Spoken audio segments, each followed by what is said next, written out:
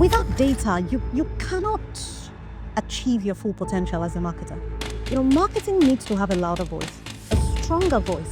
And then I always say that embrace saying no. When it comes right down to it, money gravitates to where there's value. The data is supposed to help you be a better marketer. It's supposed to help you. I always tell people, own your space, own your work and be on top of your game to the point that if somebody wakes you up to ask you about your work, about your numbers, about the things that you're doing, you don't need to, you won't be flustered.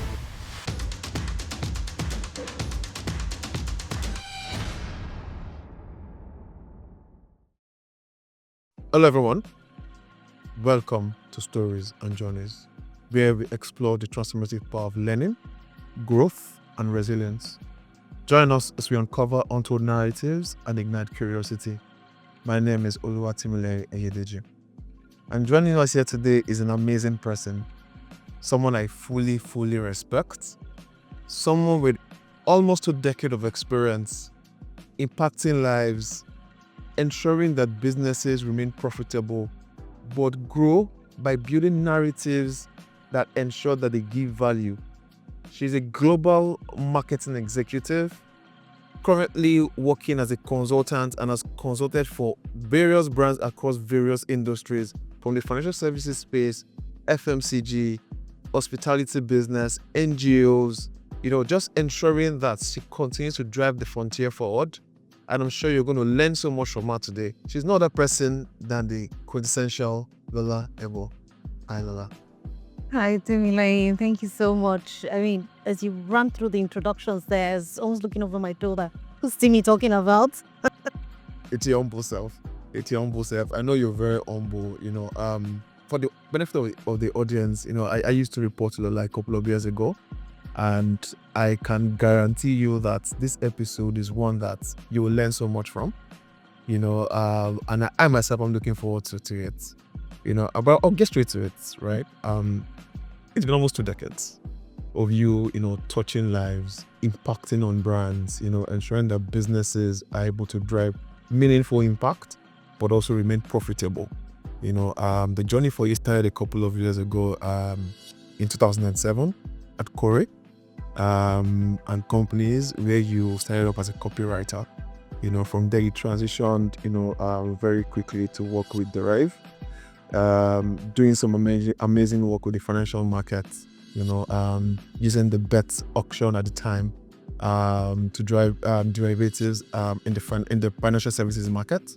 From there you moved on to work with Orlando, marketing communications as well. Moved on to do great work with Standard Chartered and spent over 6 years at FCND, and now you're a consultant, helping brands, drive meaningful results. How has that journey been like for you past 2 decades? Thanks, Timmy. It's been a very colorful journey. That much I can tell you. It has been a very colorful journey. From starting out in an ad agency, I always say that working in an ad agency is like 3 years in an ad agency is probably like 6 years in any other place. It's really so intense. There are no 2 days that are the same. I started out as a copywriter, and the interesting thing is, so over the years my roles have evolved, but one thing has remained true: writing. I've continued to write in every role that I found myself. That journey from working with so many brands in the ad agency, FMCG, telcos, the banks, the insurance companies, even, health services companies, all of that was really engaging. It was really robust. There was a lot to learn, a lot to soak in. And the interesting thing about my time at Co & Co is there was a point I think I'd been at the company for maybe 2.5 years or so. There was a gap in the account management team. So they had me fill that gap. It was supposed to just be something's stopgap. There was this urgent need, but people keep telling me that I'm a people person. I keep wondering, okay, am I not? But, then I had to support the account management team, and apparently I did it so well that up until when I left the company, my role was then primarily an account management, client-facing role, even though I continued to write. And then I left company. I started working with Better Market, was what the company was called at the time. It's Deriv today. And it was a totally different experience because this was a new world that I hadn't been in before. There was so much to learn. There was so much. And, Deriv was ahead of its time. This was a period where remote working was still, probably something that would take off a few years down the line. But being able to collaborate, the company was headquartered in Malaysia with an annex company in Malta. But then being able to collaborate with people from all around the world, different cultures, it was something I hadn't experienced before, and it was so amazing. That was also my first encounter with digital marketing, because everything that the company did at the time was, I should say, almost everything, 95% of what the company did from a marketing perspective was digital marketing. So that was where I started learning about affiliate marketing because we were putting that to work so much. Around content marketing, I remember the very first webinar that I hosted. I did so after shadowing some of my other colleagues for a few episodes, and it was as though the heavens were going to fall. And this was me who, went through secondary school as a debater. So I was already used to public speaking and all of that, but it was still such a momentous, moment. And then being in the position where I had to be the face of the company in Nigeria and the West African region, there was just so much. And I always say that my time with Deriv, when you look at a period in your life professionally, if I had to pay for that time instead of getting paid, it would have been more than worth it. Given, the things that I learned, the exposure that I had, it was really worth its weight in gold. And, today I maintain my connection with the company because it was such a really great part of, my growth and all of that. And then I moved to Oando. And that's, I think I've been really fortunate and blessed to have worked in really amazing companies. My time at Oando was just remarkable. Today, I look at you, I look at how you're dressed. At the time I was at Oando, this was commonplace. So today we see that a lot of companies are embracing that, Nigerianness, bringing your authentic self to work and all. This had been a part of the culture at Oando for ages. And one of the things that also stood out for me about the company was the fact that we were in Lagos, we were in Nigeria, but the mindset was global. It was incredible. You could literally take Oando from Lagos and place it in New York, place it in London, and the company would not be out of place. The mentality, the mindset, the culture, it was just based on this excellence that we're not a Nigerian company, in how we behave, in how we do things. There's an excellence that underpins everything, that we want to do.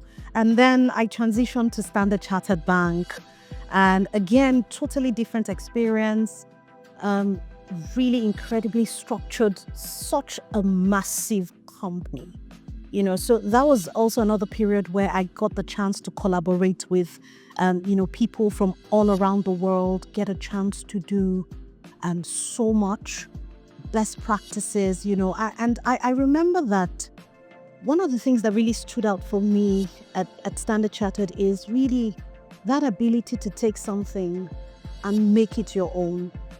Make it your own. We have this global strategy. Yes, you've got this global approach. How do you bring it home? How do you make sure that it resonates in your own market? How do you bring it all together in a way that's distinctly yours?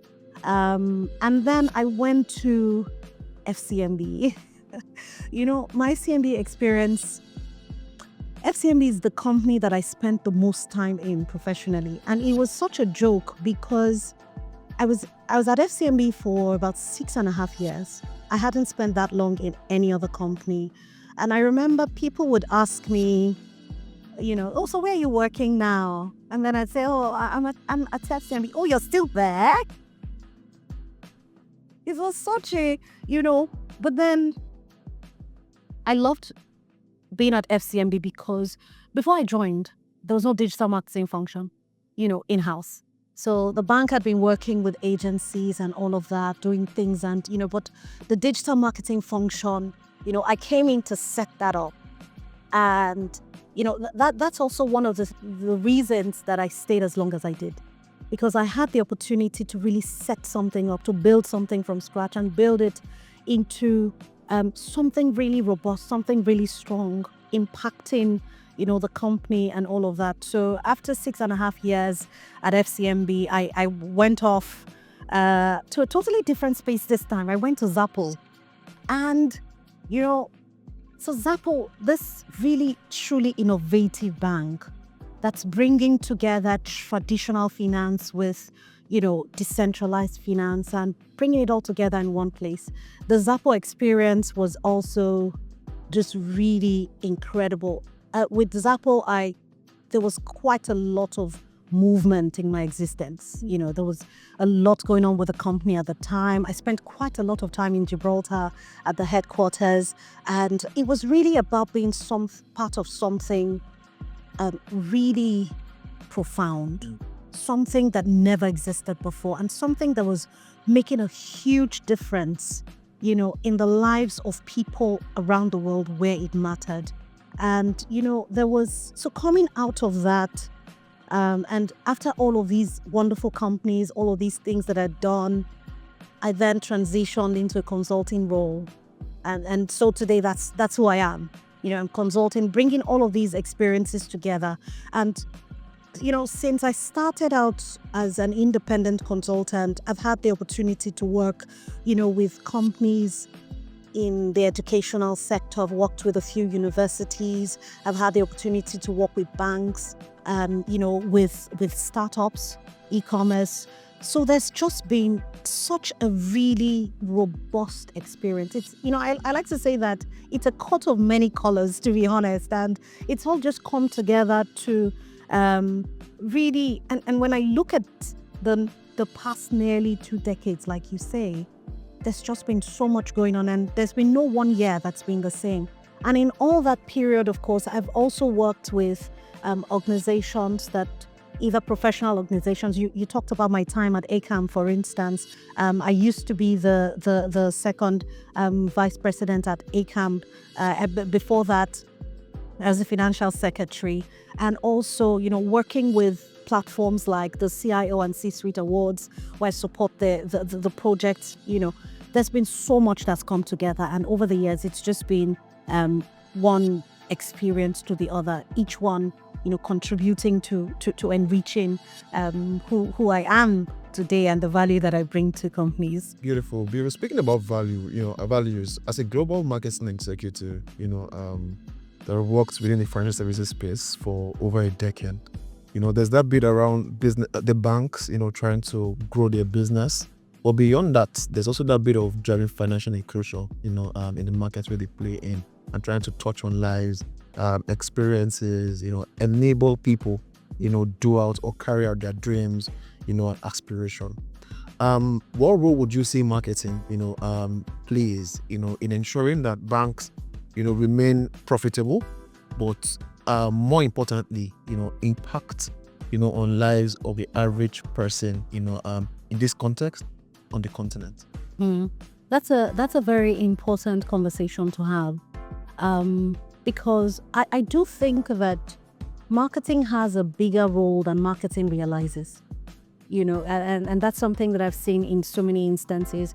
On the one hand is profit, yes. On the other hand is impact, is sustainability, and a really crucial and important way that marketing can bring value to the table when it comes to impact and, inclusion is really in helping those underserved and in many cases unseen segments actually be seen, and it's a balancing act really. And why I say that is when you look at what it takes to operate a business profitably, the dynamics are a lot, and that every business exists to make a profit for the most part, whether that profit is monetary profit or So what marketing can do, and how marketing makes a difference, is really by being able to identify those segments, and being able to be the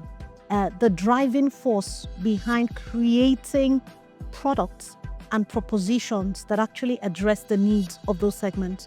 If you look at it today, you look at how many banks that we have in Nigeria as an example today. Look at the fintechs. Look at how many of these things that, and these entities that we have. They're quite a lot. But then when you look at the numbers and say, are we really serving everyone that we should be serving? And that is where you see an initiative like agency banking and the kind of impact that it's had. Because it means that for people who are in underserved, communities, for people who are in areas where they don't have access to some of the things that we take for granted because we're in Lagos. When you look at the internet infrastructure, when you look at even electricity, some of the things that we take for granted, how are we making sure that the people in those communities where they don't have access to these things, they're not left out on the things that are. But then it's not just about the products even existing. It is one thing for the products to exist. It's another thing for the people that are being targeted to even understand the products. And that's also another crucial area. Because if you don't understand something, if you don't understand how it works or the value that it can add to you, there's no way that you can take advantage of it. So it's not just about making these things available, but it's also what language are we speaking? And that is why, beyond just segmentation and personalization has never been more important than it is today, especially when you're looking at areas such as financial inclusion and how, marketers can help, bridge that gap. So it's not just about, okay, yes, this exists. It's also about the adoption. How are they putting it to use? Are these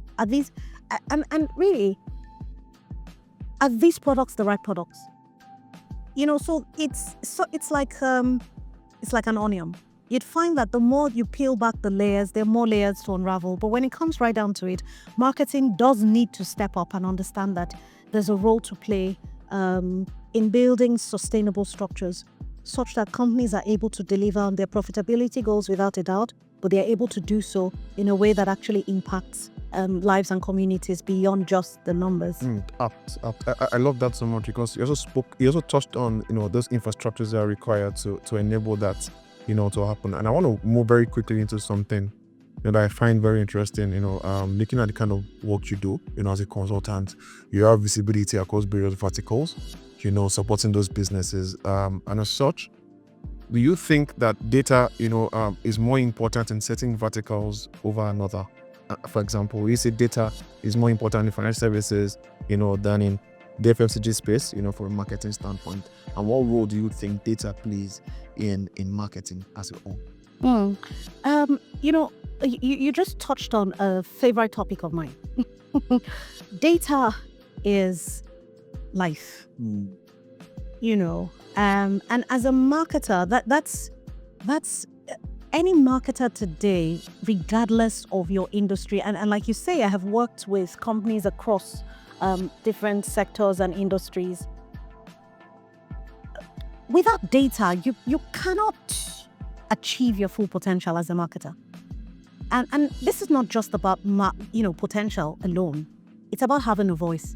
Marketing needs to have a louder voice, a stronger voice. Maybe not necessarily a louder voice, but a stronger voice.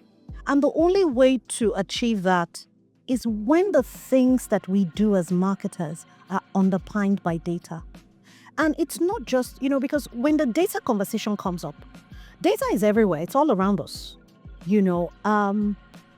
So there are two areas that I find that there tends to be a gap. One, in how the data is collected.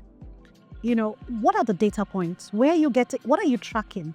What are you measuring? What are you, but it's not enough to have, and this is something that I've encountered, right? With clients where they have a lot of tools. We have tools, yes, and you do have tools, but the tools are not an end in themselves. They're a means to an end. So what exactly are you collating from a data perspective? What are the data points? What exactly are you doing? But then it's not enough to have access to data. What are you doing with that data? Because if you look at the data is supposed to help you be a better marketer. It's supposed to help you. I mean, as basic as, for instance, what you do with your acquisition campaigns, and you're running campaigns to acquire. And another gap, I'm still talking about the data conversation, by the way. One major area that I feel marketers would benefit from really stepping up their game is in the testing bit. And that's connects with the data conversation. True. You need to test everything. You need to test. You need to build, as a marketer in today's world and age, for you to design the kind of efficient marketing systems, you've got to be testing. But then when you're testing, it's not enough to know that, yes, I did an A/B test and, oh, this is a top performer, from my email subject lines. I was working with a client recently, and when we ran email campaign tests, the subject line, your test results should cascade into what you do on other areas. It should cascade into what you do on your socials. It should cascade into how you're then writing copy. When you run campaigns, right, and you see that a particular set of ads or messaging are doing significantly better than, it should feed into what comes next. A lot of times I see that there are conversations around testing, around collating data, around all of these things, but it just seems to end at, yes, we're testing, yes, we're doing. How do you link it back? Because that's where the value comes in. So back to your question, data is critical. In fact, I say that the marketing team and the data science team, they should be joined at the hip. They should be BFFs, because ultimately, it's, if you have access to all of these beautiful things, you can gain insights from all that's going on. It's not enough to just, you need to make meaning of it. And it's those insights that then feed into what you do to help you build a marketing system that is efficient, really. And that word is what I use quite a lot, efficient. How do you build efficiency? When it comes right down to it, anything is possible. You have to ask yourself at what cost. And that is where, the data conversation comes in. That is what helps you be better. It helps you be better in terms of the channels that you're looking to deploy. It helps you be better in terms of the messaging that you want to send out. It helps you be better in terms of even segmenting who is the right person to receive this message to take the right kind of actions that we want to. So data, to be honest, it needs to be at the heart of everything. Beautiful. I love that because you also touched on something around testing, and what you find in most organizations is that you have like a product team, you're sort of like marketing team working in silos, right? From your wealth of experience, working on global brands, what would you recommend that businesses do? I know you said just now that she's tied at the hip. Yes. So what would you recommend would be an efficient way of working, to ensure that products are not just created and the product managers or owners see that they're busy, hold it to their chest, but there are ways that product can actually be better developed from data, like you said, from the marketing side of things. But the question therefore is, what's your recommendation to businesses, to ensure that products thrive and achieve their full potentials? Yes, and that's really important, Evelyn, because a lot of times what happens is the product is designed somewhere, is built somewhere, and then, it's handed over to marketing and say, sell it. And then, I remember that recently I was having a conversation with the chief growth officer at a fintech, and who was talking about how that they're in beta phase and they're trying to get so they're trying to get the numbers up, to sell the product, to get people to. And at a point, I then had to ask him. I'm like, okay, so this product. Everything that you've said about this product, everything that you told me about it, as a marketing person, I couldn't see a differentiator, to be honest. I just couldn't see it. So, I mean, I get that it's a beautiful app and all of that. But what is the one thing that will make me choose this product over the next product? And there was no answer. The reason there was no answer is you could tell that marketing had not been a part of the conversation. Because you cannot want to build a product that will be sold in a market without having, it's not enough to say, yes, we've done market research, we've done this, we've done that. Yes, but how is it all coming together? Because you cannot be everything to everyone. And I find that a lot of times, especially in the fintech space, you're seeing changes, actually, a whole lot of changes. And I feel like that's why you see, especially in financial services, the fintechs are catching up really quickly with the traditional banks, from a numbers perspective, at least, number of users, how they're acquiring, how efficiently they're doing so, and all of that. But for me, the one thing you do is shared goals. How do you ensure that you have shared goals? I remember there was a time when I worked in a company where at face value, it was one institution, but internally we knew there were two different institutions. And when that was going to change so that everyone would be, one to the public and internally, shared goals. So it meant that, because what was then happening is, you'd see, members of the team on one side, maybe like the sales team, they're going to pitch a business. There's an opportunity for the other guys, but then I'm just here for this, let me focus. So they were leaving food on the table. So to change that, they had shared goals. To say, for every quarter, you have to demonstrate how what you did on this team actually impacted and helped the other team. So people were now looking out for opportunities to say, how do I, shared goals can make, and objectives can make people focus properly. And then also, I've seen personally that in places where marketing and product sort of have the same reporting lines, it made a big difference because, they were then connected at a senior level. So it made it possible for what's going on one side to be visible on the other side. But even if the reporting lines aren't, the same, there's got to be harmony. There's got to be, you can't be doing things in isolation. No, there's got to be that synergy. Otherwise, what you find is, on one side of the divide, we're running in this direction. On the other side, we're running sometimes in a totally, different direction. But I think that ultimately, having clear alignment between all of the functions and the overarching, the business objectives and ensuring that there is that alignment and there's a working relationship that's together and close, it tends to make a big difference. Beautiful. I love that. And I mean, this is some gems, that you can, put into practice in your business, just to ensure that you're able to drive more meaningful results, for your business. If you watched to this stage and you're not yet subscribed, please do so right now, and feel free to share with your friends. I want to delve back a little.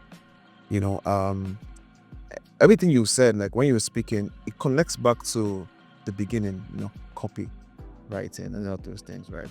And sometimes at your level, one will think that copywriting is for like the lower cadre people, right? It's just starting out, so let's start with copyright. No, but for you, it's something that you held on to, across board till date. Why is that the case? I know you love writing. Yes. I know that bit. But what edge? Yes. Would you say that has given you, been helping you deliver optimally? Right. As a consultant today. Right. It makes a big difference. So I mentioned earlier that I used to be a debater in secondary school, and that's an experience that, I feel like everyone who has the opportunity today, like if you're listening to me and you have kids, encourage them to be debaters. There's something about debating. There's something it does. First things first, your confidence. It builds you up so too. And, the experience from debating is something that I've carried with me till today. So public speaking, being able to express yourself, being able to deliver presentations. Sometimes you take some of these things for granted, but being a debater and being a writer they deliver very similar value. You see, words are powerful. You've got to know how to communicate. And as a marketer, even if you're not a copy person, I always say that even in writing a brief, in writing a brief to the person who is a copywriter, how you write your brief can determine the output that you get from your copy person, from your designer. It makes a difference, and then when you think about the power of words, whether you want to get your line manager to approve something or you want to get a bank to give you a loan, how you put it together, or you want to even get into school, do you understand? How you put together your statement of objective, those things matter, and then over time, like you said, I love to write. I love to write, and I love to see how the words, that I put on paper, put on screen or whatever, I like to see how those words change behavior. And over the last, I would say 5+ years, a lot of my attention has been in content marketing. And that involves a lot of writing. It involves a lot of storytelling. It involves a lot of, it's one thing for you to have a proposition that's valuable. It's another thing for it to come to life, with the people that you're targeting. And so copy for me and writing has always been something that I do. I blog, by the way. I have my chronicles, and it's just a way to it's a way to make impact. And I have seen it. I've seen content deliver tangible value. A couple of years ago, just about a year or two ago, I worked with a company called NERP, provided some services to them based out of Miami in the US. And content marketing was a really strong part of what drove growth for the company. And it was all about the words. And even if you look at what happens with search engine optimization, it's really about the words. Not just the words, but the words that matter. The words that matter to your audience, the words that make a difference to them, the words that deliver value to them. So for me, copy isn't something that you just relegate, to someone who's entry level or something. You have to think about it. It's got to be part of what you do.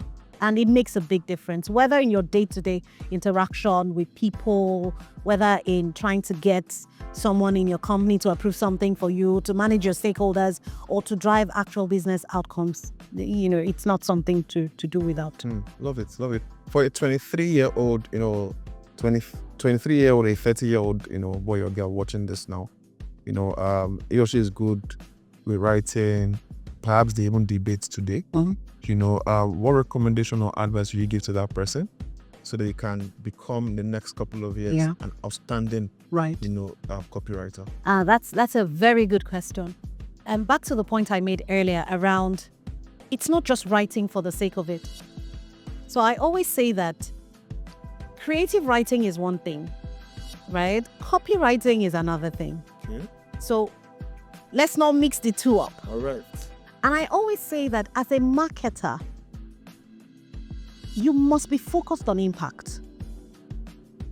You must be focused on impact. And it means that first things first, you have to ask yourself, what is the goal? Why am I writing this thing that I'm writing? What am I trying to achieve? And you must train yourself as a copywriter to be focused on business outcomes. It changes. So why am I writing? This thing I'm writing is not an end in itself. Else, I should just go and write a novel to entertain people. Even that is, for a reason. What are the goals? What are you trying to achieve? Your copy must be tied to what you're trying to achieve. Because if it isn't, then it's not going to deliver value. You have to say that for everything that I write, what is the call to action? What do I want people to do after this?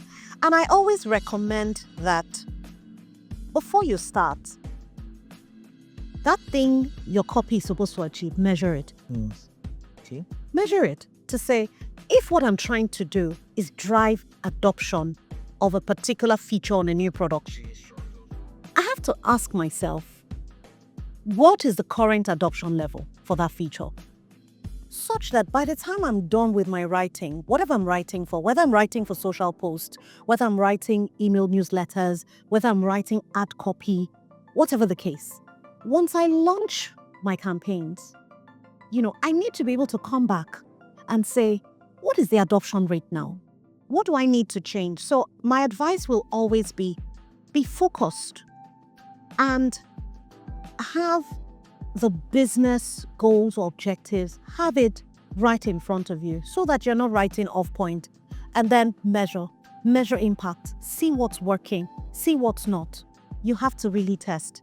I always say that when you want to do something, so I've experienced this where a particular copy that I really loved, I wrote copy for an ad. I loved it, as in this was my favorite. By the time it got into the marketplace of ads and consumers' behavior, so you just realize that. So don't write for yourself. Embrace testing, embrace data. Let the data be your North Star. Let it show you the way, not what you feel, because there's bias everywhere. So as a copywriter, you must be able to demonstrate, because when you do these things, right, you send a signal to those you're working with. You send a signal to your creatives. You send a signal to your line manager.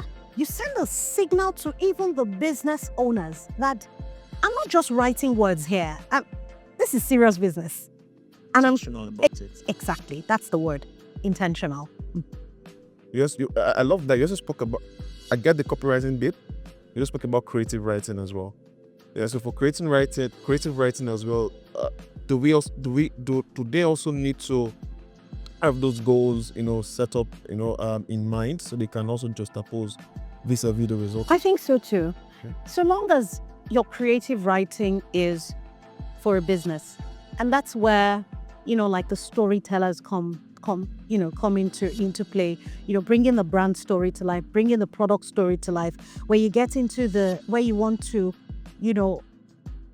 all of those things that you put together to try and create a picture in the minds of your customers, your end users. And I'm saying this now within the context of marketing. It's important for you to follow the same process. One of the biggest gaps that I see is, and not just with copy and creative people and all of that, is a gap of measurement. What impact is my work having? What impact? So as a consultant, one of the things that when I just start working with a new client, the first few weeks, depending on the client, the scale of work, sometimes the first 4-6 weeks are spent benchmarking, doing a detailed audit. Where are we with this? Where are we with that? You've got to set the benchmarks so that when we start the work, you can see that it's good for you as a creative. It's good for the company.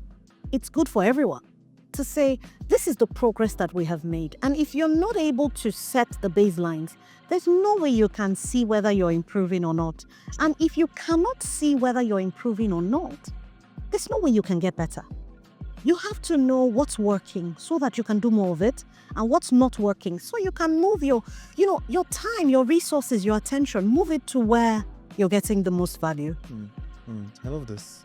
Makes sense. I'm sure you guys are learning a lot from this as well. I want to dial back, but go deeper. Okay. Anyone that knows you, that has worked with you, know that you're a go-getter, right? And you would bulldoze your way, through anything just to ensure that those goals are met, which is amazing, right? Especially for a woman, right? So I want to ask, are there certain challenges you faced, in workplaces, and how were you able to manage those?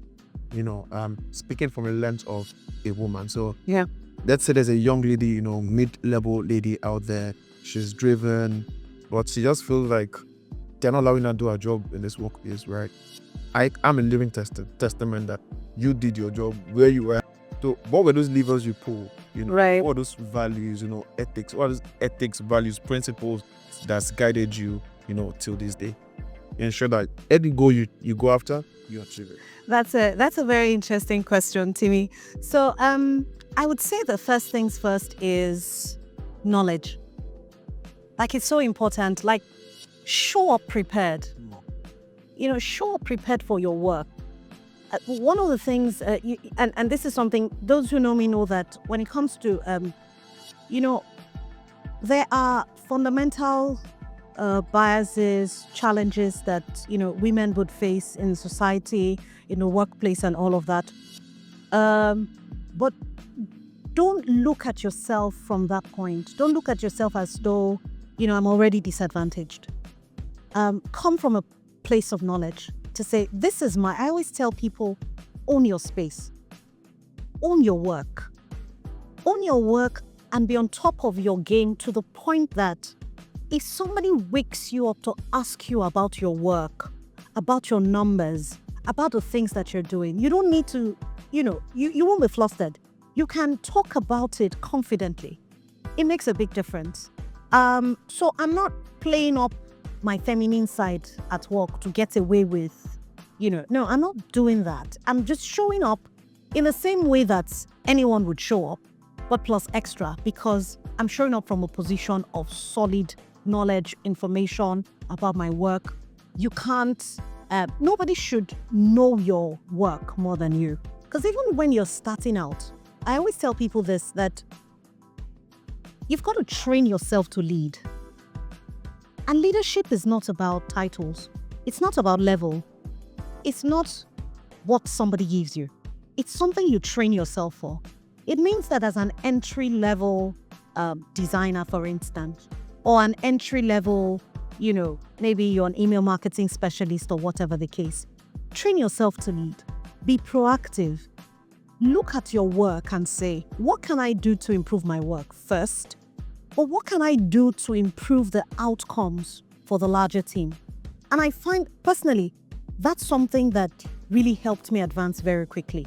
Because I was giving you the example of how that I was a copywriter and then there was, an opportunity. There was a gap. It wasn't even an opportunity. It was a gap in the account management team. I just stepped in to fill the gap and, that changed quite a few things about the trajectory of my career. So you've got to be value conscious. You've got to ask yourself, what can I do to add value beyond what... Listen, I always say that when it comes right down to it, the average person wants to just do what their job description says. And, if it's 9 to 5, if it's this one, just do the barest minimum. You need to learn to walk for the next level. Walk for the next. You've got to. And that is my approach. So everything that I do now, I'm earning the remuneration for this level. But my work is for the next level. So my output, I'm benchmarking my output to the next level, because I have also seen that not a lot of people do that. And it can be a real game changer. And then there is also the thing about owning your own growth. I hear people who say things like, in my organization, they don't train us. These people, they don't. Yeah, they don't train you, train yourself. Because the truth of the matter is what you train yourself. I personally invest a lot in self-training. Because whatever you learn, nobody's going to take it from you. It's yours. So own your growth path. Where do you want to be? You can take ownership of your own career. Don't wait for anyone to do that. And sometimes, it's a big challenge, without a doubt. But you've got to make the right decisions. You've got to help yourself and say, okay, where am I going to? What's going to get me there? And one of the things that really helped me a lot is that I'm very introspective. So I look inwards a lot. And I always say that self-regulation is the best kind of regulation. Don't wait for somebody to come and regulate you. So with someone like me, what usually happens is, because I often look at myself and my work quite critically, before you get a chance to notice a gap, I have noticed it myself. And even if I haven't closed the gap, I have started on the process such that By the time you notice the gap and you ask me about it, I say, oh yes, I noticed this. I'm already doing something to fix it. So that's the bit around really owning your growth, owning what it is that you need to do. And then I always say that embrace saying no. Okay. Yes. I find a lot of times that, and I think maybe it's cultural. I think so. I think it's cultural because in the companies that I've worked with that are not Nigerian, people say no quite easily, actually. But within the Nigerian context, a lot of times it's almost as if saying no is rude. You need to learn to say no because I always say time value of time. Time value. Okay. Your time is finite. It's not a bottomless pit. It's not something that you can just keep drawing from. No, you only have a certain number of hours in the day and what you can do. So for every time you do not say no, it means that if you're doing something that is not valuable, then you won't have time for that thing that is valuable. But there's a trick to saying no so that you don't cause offense. Because when it comes right down to it, sometimes I always say that it's easy for always to give you advice. I just thought that the advice is sweet. You don't go and do it and say what you said. The trick to say no, and I have found this to work is, especially when you're dealing with somebody who's superior. Okay. I will give you alternatives and let you make the decision. So the no doesn't have to be an outright no. If you assign a new task to me, for instance, and there's another task or two other tasks that are pending, simply asking you to help me prioritize. Simply saying, and when I say asking you to help me prioritize, it doesn't mean help me prioritize. It's me saying that these two tasks already, this is a third one. Based on my understanding of our priorities, I should do this one before this one, or am I wrong? So you tell me if I'm wrong, then tell me that no. Instead of doing 3, 2, 1 or 2, 3, 1, do 1, 2, 3. That's it. No. So I have demonstrated being proactive, and at the same time, I've also called your attention to it that something has to give, And I also think that it helps a lot when you can profile alternatives, to say, okay, this might not work right now. Can we do it tomorrow? Can we do it the day after? So that it suggests that I'm not saying no because I don't want to do this thing or because I'm trying to get out of work. I'm just trying to balance things in the way that I see would be the most efficient. And I think the final thing is where you can delegate. And that's important. When you're just starting out with your career, sometimes it might be challenging to delegate because who are you going to delegate it to? Who are you going to delegate it to really? But that's where building relationships also comes in across your team. Because sometimes, and I've managed really large teams, and there are times when one of the things that I try to do when I manage teams is I try to build in some level of redundancy. And what do I mean by that? I try to it helps my team to grow, but it also helps the work to move. When you have multiple people who can do something to an extent, so even if somebody's role is defined as, for the sake of this conversation, performance marketing officer, your role is to manage the campaigns and everything. Do you have capacity to contribute some copy? Do you have capacity to, also set up our email campaigns and whatever? What can we do across the team such that, if push comes to shove, someone else can pick up the slack? You may not be able to do it to the level of, the one whose work it is, but how can you do that? And so as an individual, you can also build those kind of relationships and say, okay, who on the team can potentially help me? And it's reciprocal. Sometimes you also have some free time. So if you've asked a few times from other members of the team, you also be on the lookout to say sometimes somebody else might be swamped. How do I reciprocate by saying, oh, is there something I can help you with? Because over time, what you realize is that it helps you build equity. And that equity can help you, go very far with your work and your deliverables. Brilliant. Brilliant. I love that. I love that. There's something you said when you were speaking around you being someone that likes introspect. I think that comes from a place of being self-aware. Yes.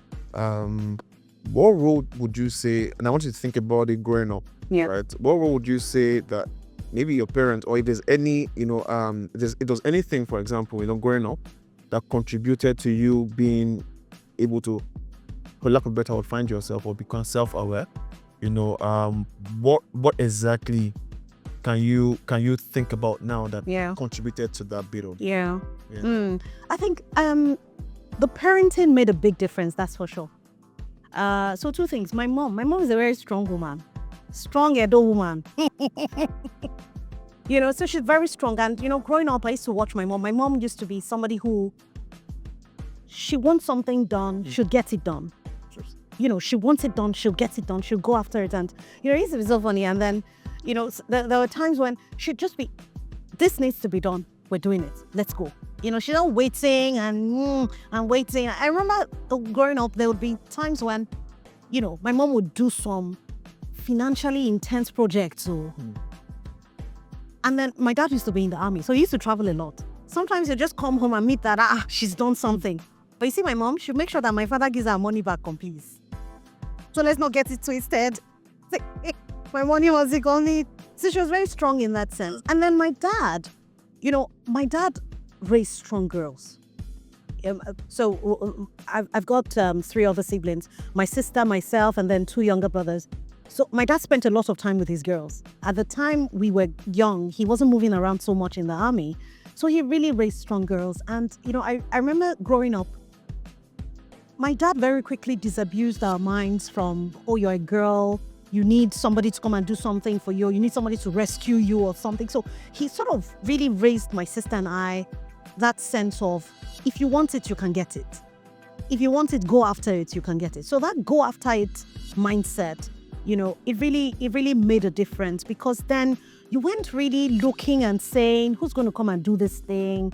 So between my dad and my mom, it just created the perfect mix of, inner strength. And then accountability. Accountability is so important, and that has followed through even into, my career through the years. You've got to take ownership of your own action and decision. And that's what I tell, my mentees, which is, think well before you do something. The moment you do it, anywhere it comes up, own it. Own it with your full chest. If you're going to take a decision and you are not sure that if this thing came to light, I'd be able to defend it, then you're not ready to take that decision. You have to be accountable. You have to get to that point where it's not about passing the buck.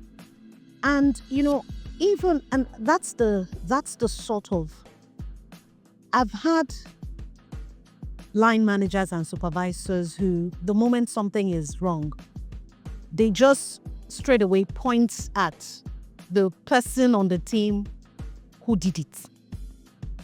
That's not my style. If something is wrong and that thing being wrong was done by a member of my team, I'm the one who did it. So I step up. As it's so funny. So so my people who used to work with me, they call me Mama Bear. Because I would step up. And that's about accountability.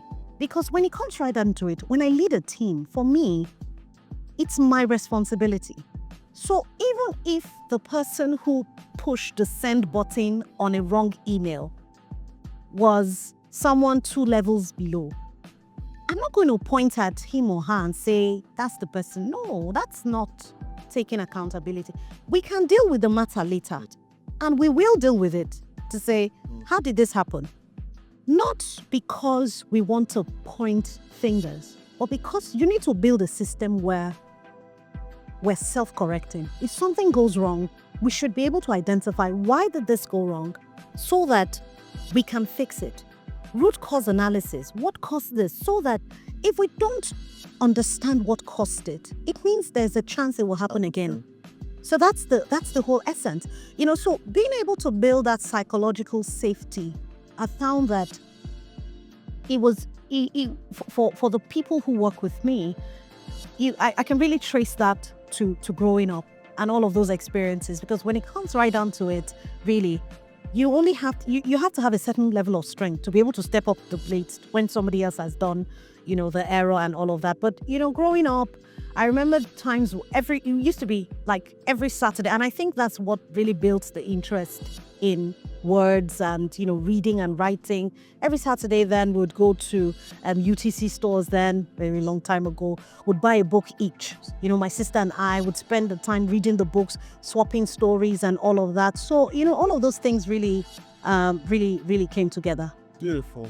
I love that. But before we let you go, I want you to speak to a young boy, maybe 22, 25-year-old in the four corners of the university even now, who just stumbled across this video. He or she is driven.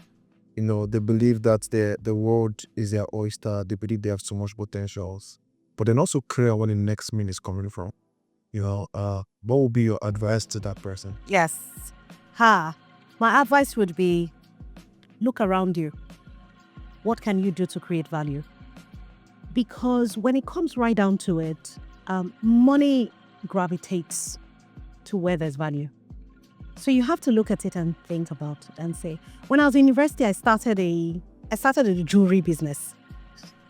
I started a jewelry business in university, and I'd buy pieces and sell to my, I had my parents giving me money, but that was extra income for me. So you'd look around you and say, what can I do? What can I deliver? How can I fix a problem? And sometimes when we think about problems, we're thinking about something really grand. Sometimes it could be very basic things. But what can I do to add value to others that they'd be willing to give me money in exchange for? Because when it comes right down to it, it's an exchange of value. You give me money for something that I perceive, you have, that is valuable to me, whether it's to make my life easier, whether it's to make my life better, whether it's to make my life more beautiful. Whatever the case, you've got to be focused on that. And then also your mindset. You have to get to the point where you have to believe in yourself. It sounds like a cliche, but you have to believe in yourself. Nobody is going to believe in you the way you can believe in yourself. And you have to also understand that everyone starts from somewhere. Everyone, I remember a period in my career where I had to leave home as early as 5:30 because I was working in a bank. I needed to get to work before 8. So life is in phases. Don't let anyone trick you into thinking that because you have to go through some tough experiences right now, it's unnatural, or your life will continue that way. Life is in phases. The most important thing is every phase that you are, give it your all. Give it your best. Make a difference. Be that person who people remember because you went above and beyond. Be that person who, when you're thinking excellence, when you're thinking I need to get things done in a certain way, they think about you. And before you know it, you're going to see those opportunities coming through. You're going to see that, things get better, because they always do get better with the right kind of mindset, with the right kind of approach to life. Beautiful. Again, say a very big thank you to you, Lola, for your time and for sharing with us, from your wealth of knowledge. I'm sure that our audience, must have learned so much from you. Thank you again. It was super honored to have you here. It was super honored to have learned, this much from you. From all of us here, Stories and Journeys, all you've learned so far are super important. Put them into practice. Like she said, life is in phases. Always remember to give value. It's not about where you are today. It's more about where you're going to, and the future. But you have to create that future from today with the right mindset. You're willing to always give value. From all of us here, till we see you again, it's bye-bye for now.